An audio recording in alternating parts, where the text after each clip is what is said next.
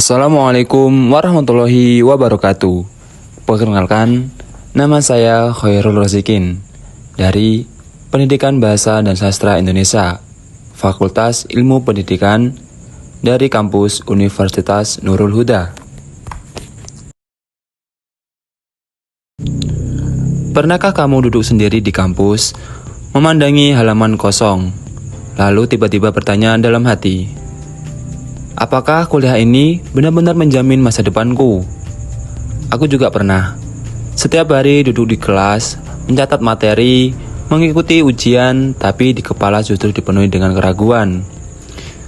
Aku melihat berita, banyak tokoh sukses yang ternyata drop out dari kuliah. Ada yang menjadi pengusaha, ada yang jadi konten kreator, bahkan ada yang jadi miliarder. Lalu, apa artinya semua ini? Apakah 4 tahun bahkan lebih yang kita habiskan di bangku kuliah hanya membuang waktu?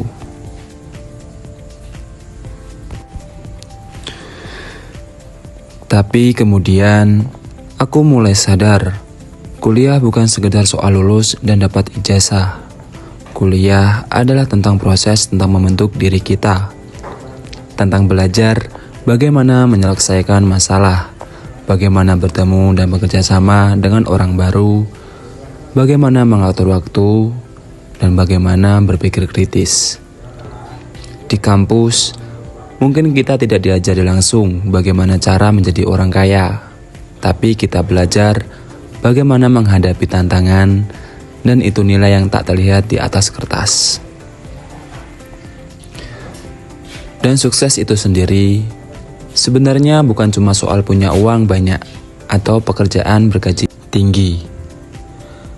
Sukses adalah tentang punya tujuan hidup yang jelas, bisa bermanfaat untuk orang lain, dan tetap merasa bahagia dengan apa yang dijalani.